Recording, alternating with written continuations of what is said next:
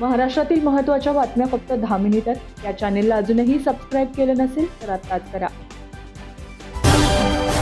मुख्यमंत्री देवेंद्र फडणवीस यांनी पोलिसांच्या घरांबाबत मोठा निर्णय घेतला। मुंबईतील पोलीस वसाहतींच्या पुनर्विकासासाठी धोरण तयार करण्यात येणार असून यासाठी अपर मुख्य सचिवांच्या अध्यक्षतेखाली समिती नेमली जाणार आहे। विधानसभा अध्यक्ष राहुल नार्वेकरांसोबत झालेल्या बैठकीत मुख्यमंत्री देवेंद्र फडणवीस यांनी हा निर्णय घेतला आहे। या निर्णयामुळे आगामी काळात पोलिसांना कमी किमतीत हक्काची घरे मिळतील। उपमुख्यमंत्री अजित पवार यांच्या विरोधात न्यायालयाने काढलेले समन्स आता रद्द करण्यात आले आहे। सुप्रिया सुळे यांना मतदान केले नाही तर गावाचे पाणी बंद करू अशी कथित धमकी दिल्याप्रकरणी त्यांच्या विरोधात समन्स काढण्यात आले होते। आता बारामती सत्र न्यायालयाने हे समन्स रद्द केले आहे।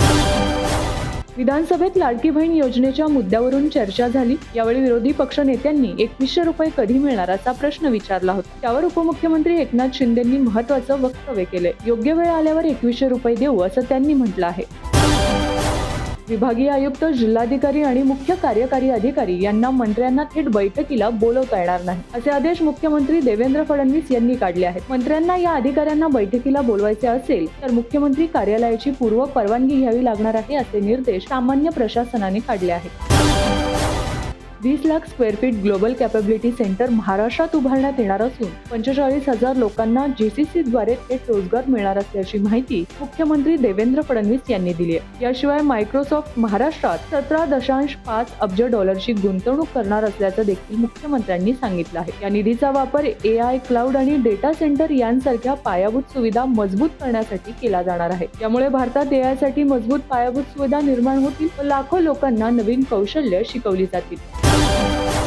राज्याला लाभलेला 720 किलोमीटर लांबीचा समुद्र किनारा, निर्माणाधीन वाढवण बंदर व सागरी क्षेत्रातील अपार संधी लक्षात घेता 2036 मध्ये देशातील सर्वात मोठे शिपयार्ड महाराष्ट्रात उभे करावे असे स्पष्ट निर्देश मुख्यमंत्री देवेंद्र फडणवीस यांनी विधान भवनातील मंत्री परिषद सभागृहात आयोजित बंदरे विकास विभागाच्या आढावा बैठकीत दिले आहेत। यासाठी विस्तृत प्रकल्प अहवाल तयार करण्याचे देखील निर्देश मुख्यमंत्र्यांनी दिले आहेत।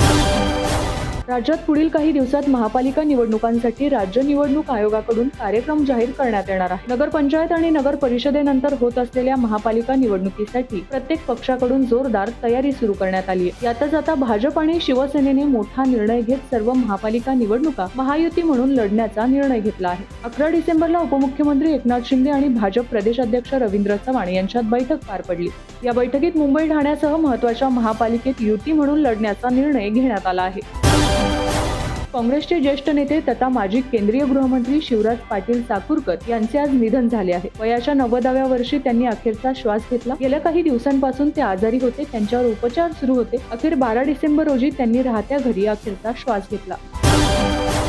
नागपूरमधील 23 पोलीस ठाण्यांमध्ये यशस्वी चाचणीनंतर महाक्राईम OS AI नावाचे AI आधारित सायबर गुन्हेगारी विरोधी प्रणाली आता मायक्रोसॉफ्टच्या मदतीने महाराष्ट्र राज्यातील सर्व 1100 पोलीस ठाण्यांमध्ये लागू केली जाणार आहे। सायबर क्राईम तपास अधिक मजबूत करण्याच्या दिशेने हे एक महत्त्वाचे पाऊल मानले जात आहे।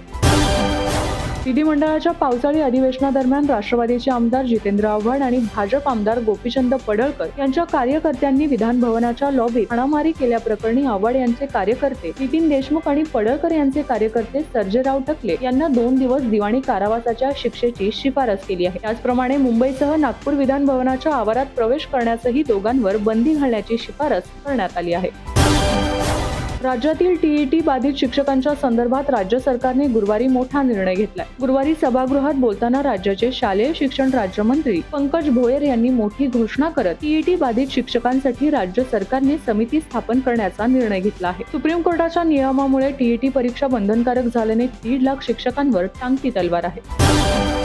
मुंबईतील अनेक ठिकाणी पागडी इमारती आहेत। या इमारतींच्या संदर्भात राज्याच्या हिवाळी अधिवेशनात एक ऐतिहासिक निर्णय घेण्यात आलाय। मुंबई शहराला पागडीमुक्त करण्यासाठी तसेच पागडी इमारतींचा सुयोग्य आणि न्याय पुनर्विकास करण्यासाठी स्वतंत्र नियमावली करण्याची ऐतिहासिक घोषणा उपमुख्यमंत्री एकनाथ शिंदे यांनी विधानसभेत केली आहे। भाडेकरू तसेच घरमालकांचा हक्क सुद्धा अबाधित ठेवण्यात येईल असेही स्पष्ट केले आहे।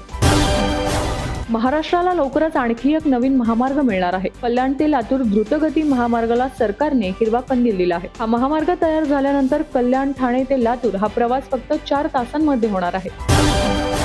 शिवसेना उद्धव बाळासाहेब ठाकरे पक्षाचे प्रमुख उद्धव ठाकरे यांनी विधानसभा अध्यक्ष राहुल नार्वेकर यांची भेट घेतली. त्यांच्यासोबत भास्कर जाधव यांच्यासह पक्षाचे अन्य काही आमदारही होते. विरोधी पक्षनेते पदाबाबत या भेटीत चर्चा झाली असल्याचं बोललं जात आहे.